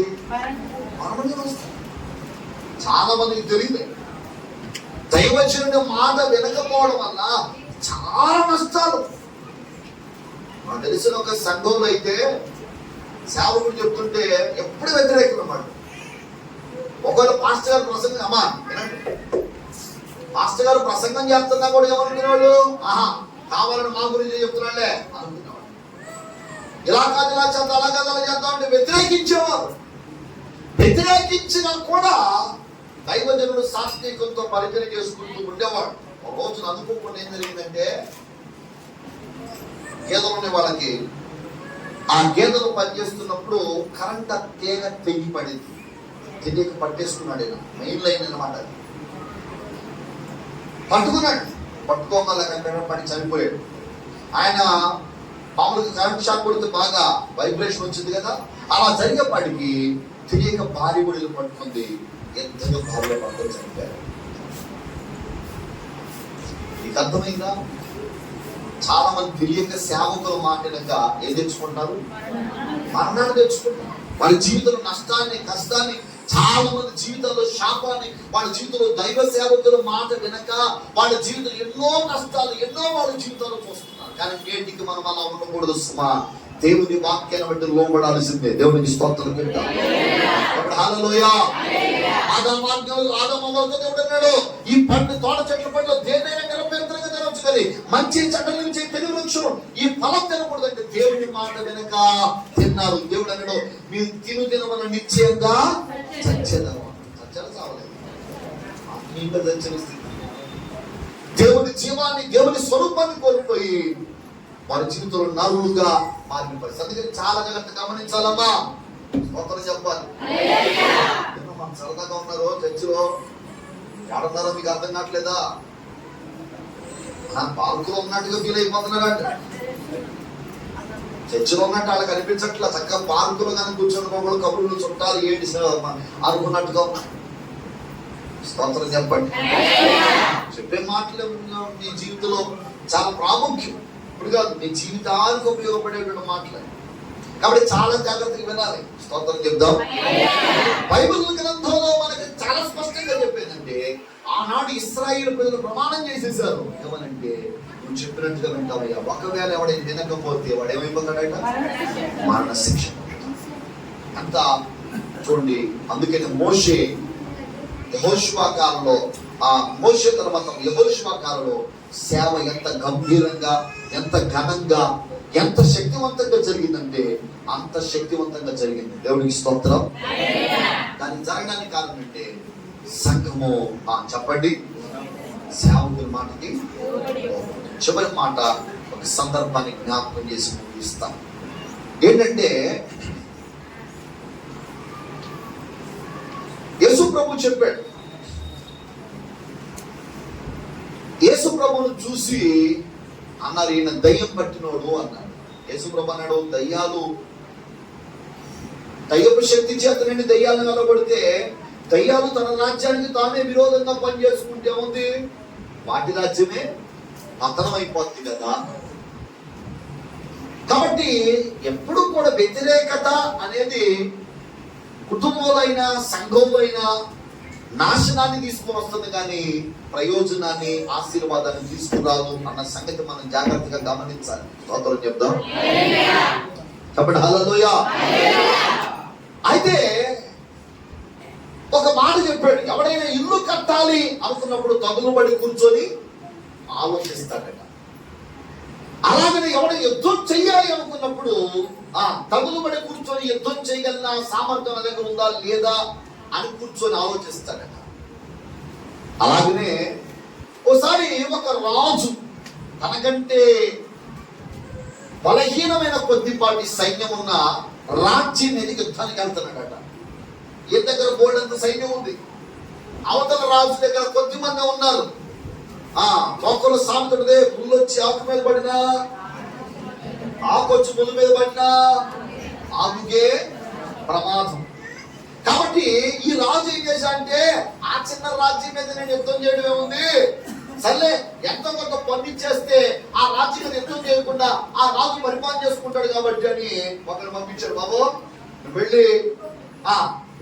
వెళ్ళి ఆ రాజుకి కబురు చెప్పు, మా రాజుగారు నీ మీద యుద్ధానికి రావాలనుకున్నాడు, వాళ్ళే చిన్న రాజ్యమే కదా, ఎందుకు యుద్ధం చేయడం, కాబట్టి ఇదిగో నువ్వు ఇంత పన్ను కట్టు చాలు, నేను యుద్ధానికి రాను, నీ రాజ్యం నువ్వే ఎలుగుతుంది కానీ ప్రతి సంవత్సరం ఇంత పన్ను కడతా ఉండమన్నాడు.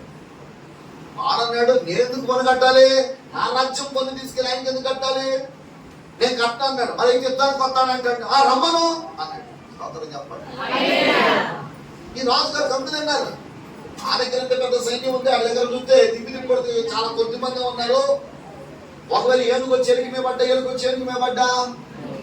ఎలుకే ప్రమాదం, ఎందుకులే అని చెప్పి నేనేదో కాస్త వాడిని జారి పడితే అట్ట మాట్లాడుతున్నాడేంటి, ఇదిగో నా దగ్గర ఇంత సైన్యం ఉంది, ఇంత బలగం ఉంది, ఇంత గొప్ప సామర్థ్యం ఉంది, అలాంటప్పుడు అనవసరంగా దెబ్బతింటాం, కాబట్టి వెళ్ళుకోసారి చెప్పు అన్నాడు. అంటే అతను అన్నాడు, ఏదేమైనా సరే రమ్మనండి చూసుకుందాం అన్నాడు. ఎవరో ఈ చిన్న రాజు, రాజ్యం కలిగిన రాజు, కొద్దిపాటి సైన్యం కలిగిన రాజు అన్న మాట అది అనగానే ఇతను బాగా కోపం వచ్చేసింది. కోపం వచ్చి అసలు ఏం చూసుకోనంటాడు, మనం ఎక్కడ ధైర్యం అంటే కనుక్కొని రాబో అన్నాడు. మా ఎన్నరా స్తోత్రం చెప్పండి, ఇది ఒక్కటి మీకు అర్థం కావాలి. ఏంటంటాడు, బలం ఏంటి, కనుక్కొని రాబో అన్నాడు. బలం ఏంటి కనుక్కోమంటే, నీ దగ్గర సైన్యం ఎంత బలం ఉందంటే అన్నాడు, నా దగ్గర సైన్యం కొద్దిమంది ఉన్నారు. మరి ఏంటి ధైర్యం అంటే, మా రాజుగారు వచ్చి పడ్డాడంటే వరకు ఒక దెబ్బలు నాశనం అయిపోతాయి ఏమనుకుంటావో అని చెప్పి అన్నాడు. అని నీ బలం ఏంటో చెప్పన్నాడంటే, ఆ రాజు అన్నాడు కదా, వాడిని పిలిచి అబ్బా ఎక్కరా అన్నాడు. అది వచ్చాడు, రాగలన్నాడుగా గోడెక్కరన్నాడు, ఎక్కాడు, దోగరా అన్నాడు. ఆడు వెనక్క ఒక క్షణం కూడా ఆలోచించకుండా దూకాడు, తనకాయ పగిలి చచ్చిపోయాడు. రాజుగారి మాటిని ఎందుకు దూకి తనకాయ పగిలి చచ్చిపోయాడు. చచ్చిపోతున్నాడు, ఈ సంగతి తీసుకెళ్ళి మీ రాజుతో చెప్పు అన్నాడు.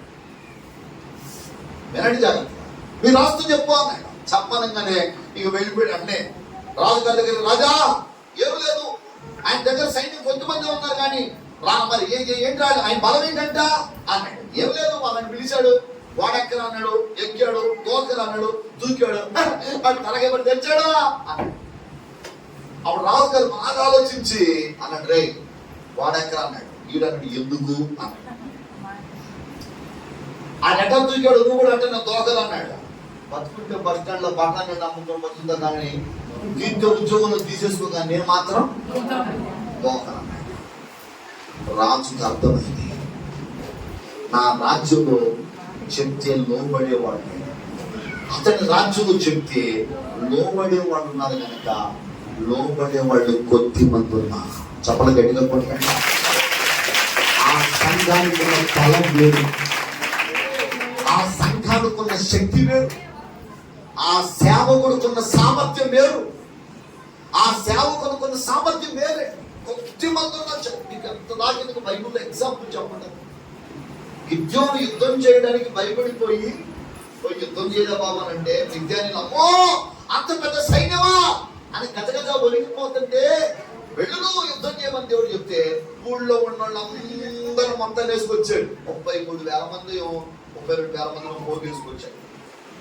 వాళ్ళలో పిరికోళ్ళు ఎవరు వెళ్ళమంటే దగ్గర 29,000 మంది ఎంతో మంది వెళ్ళిపోయారు.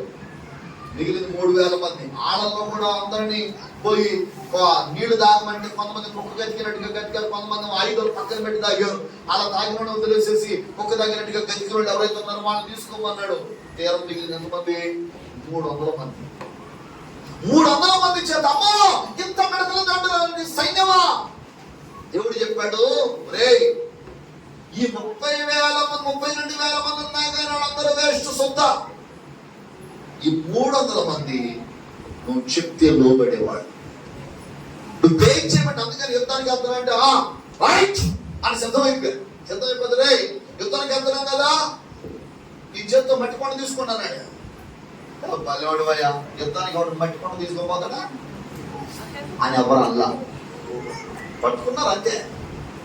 ఈ చేతితో దివిటి పట్టుకున్నాను పట్టుకున్నారు. ఎవరు యుద్ధానికి పోయేవాడు ఎవరు ఏం చేస్తాడు? కత్తులు కటాలు తీసుకోబోతారు. ఏదో చీకట్లో దారి కనపడినట్టుగా దివిటి తీసుకోపోవడం ఏంటి అని అవిధేయత చూపించే వారిలో ఈ 300 మందిలో ఒక్కడు కూడా లేడు. ఒకరు చెప్పండి. 300 మంది దైవజనుడు వాళ్ళ నాయకుడని గిద్యోను ఏం చెప్తారు చేసేవాడు. సంఘంలో అంటుండే గంగితో పాలు గరిటెడైనా చాలు కర్మనేనేమి కడవపాలని లోబడే మనస్తత్వం లేకుండా మా సంఘంలో 1000 మంది ఉన్నారని చెప్తున్న దానికన్నా గట్టిగా వాక్యాన్ని బట్టి దైవజనుని మాటకి దేవుని వాక్యానికి విధేయత చూపించారు. 100 మంది ఉన్నా చాలు. ఆ సంఘాన్ని కొట్టిన సంఘం మరొకటి ఉండదు. ఆ సంఘానికి సంఘము ఆ దైవజనుడు చెప్పిన మాటలు లోబడి క్రమంగా నడుచుకునే సంఘం 100 మంది చాలు. అర్థమవుతుందండి. కొన్ని సంఘాలు చాలా చోట్ల మీటింగ్స్కి వెళ్తా ఉంటాం కానీ కొన్ని సంఘాలు చూస్తే ఎంత చూడవచ్చుగా ఉంటుందో. దైవజనుడు ఏం చెప్తాను చేస్తారా? మా మధ్యాహ్నం మీరు ఖచ్చితంగా 2ంటికి వచ్చేయాలి అంటే 2ంటికి వచ్చి కూర్చుంటారు. అంతే. 2ంటికి వచ్చి ఆ పని ఈ పని అది ఇది ఇలా చేద్దాం అలా చేద్దాం అంటే ఏం చెప్పినా అంతే. దైవజనుడు చెప్పాడంటే దానికి తూచా తప్పకుండా లోబడి మనస్తత్వం మీద బోర్డు అని చూశాను. అలాంటివి చిన్న చిన్న సంఘాలే కానీ వాళ్ళ బలమే వేరు. కాబట్టి గిద్యోను మాట విని వాళ్ళు చెప్పినప్పుడు దివిటీలు మెరిగించి ఆ కొండలను పగలు కొట్టి గిద్యోను ఖడ్గములకు చేయమని యెహోవా ఖడ్గములకు చేయమని కేకలు వేయమంటే ఆ కేకలు వేశారు. 300 మంది చేత మిడతల దండు కంటే మించిన మిథ్యానీయులను జయించగలిగారు. స్తోత్రం చెప్తాం. దానికి కారణం సేవకుని మాట. మన జీవితంలో సంఘంలో ఈ కాపరి దైవజనుని మాటకు లోబడాలి. ఈ సంఘాన్ని మించిన సంఘం ఈ గుణదలో మనకు ఉండదు. స్తోత్రం చెప్తాం. అర్థమవుతుంది. ఇంతకంటే మించిన సంఘం మనకు ఉండదు. దేవుడు అంత బలమైనటువంటి పరిచర్యగా దేవుడు మారుస్తాడు. అది ఆశీర్వాదకరంగా మారుతుంది. కాబట్టి బైబిల్ చెప్తుంది వారి మాట విని వారికి లోబడండి. మరి లోబడతారా? పళ్ళ వచ్చి కళ్ళు మూసుకొని నీ తీర్మానం ఏంటి? ఈరోజు ఇంత వాక్యం విన్న తర్వాత నీ తీర్మానం ఏంటి? లోబడతావా? లోబడతా. నీ సంఘానికి నువ్వే వ్యతిరేకంగా మారుతావా? నీ సంఘంలో నీవే విరోధంగా పనిచేస్తావా? లేదా నీ సంఘంలో నీ సేవకుని మాటకి సంఘానికి లోబడి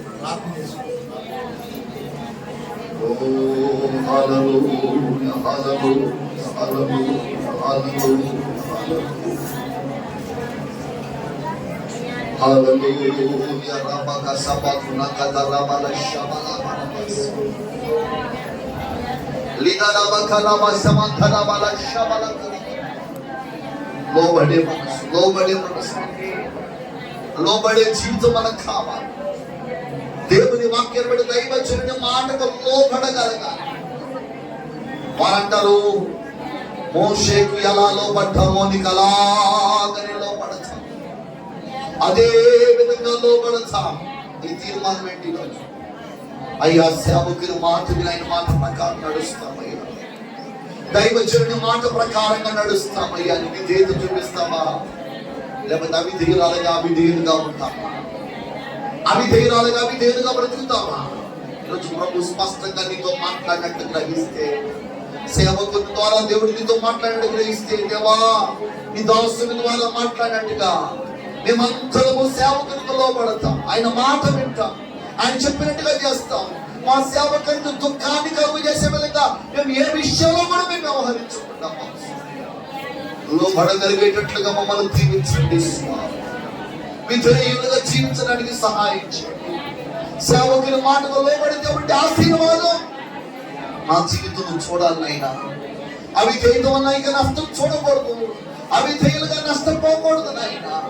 విధేయత విధేయత విధేయత చూపించగలిగిన యేసు స్వామి, యేసు స్వామి, విధేయులుగా నడుచుకున్నట్లుగా మాకు సహాయం చేయండి. విధేయులుగా నడుచుకున్నట్లుగా మాకు సహాయం చేయండి. లోపడగలిగే మనసు మాకు దయచేయండి. దైవజనుడు చెప్తే కష్టమైన నష్టమైన లోబడి వాక్యాన్ని బట్టి విధేయత చూపించగలిగే మనసు మాకు దయచేయండి.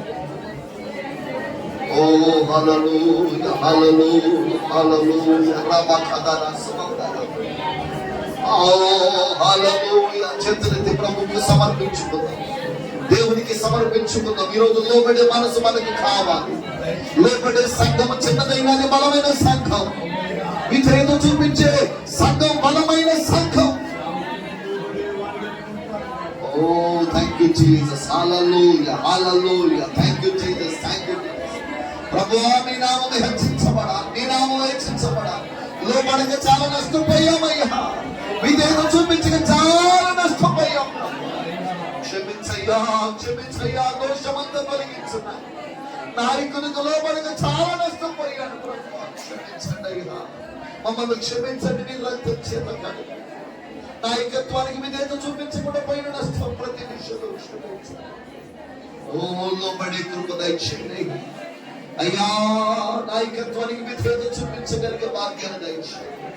నాయకులకు లోబడగలిగే మనస్తత్వాన్ని విధేయత నడిపింపుకు లోబడగలిగేటట్టుగా సహాయం చేయండి. హల్లెలూయా.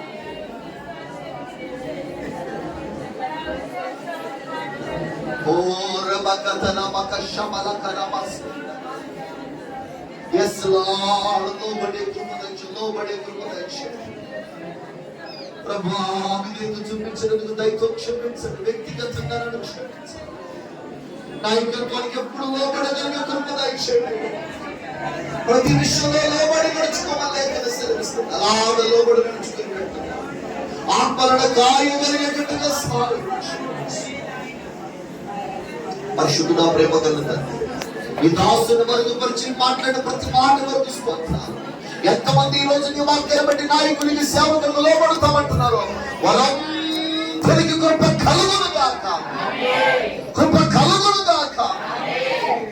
విధేయతగా నడుచుకున్నట్లుగా నీ దాసుని కొరకు ప్రభు, నీ దాసుని మీద నీ అభిషేకం అయినా జ్ఞానాత్మ పూర్ణుడిగా చేయండి. సాకును దేవా, జ్ఞానాత్మ పూర్ణుడిగా చేయండి. ఈ దినమదులుగా ప్రభు నీ నామ ఘనత కొరకు తండ్రి, తండ్రి కంటే విరామములని మీ సేవ చేయగలిగేటట్లుగా దీవెన దయచేయమని ప్రార్థన చేస్తున్నాం, అభిషేకించమని ప్రార్థన చేస్తున్నాం.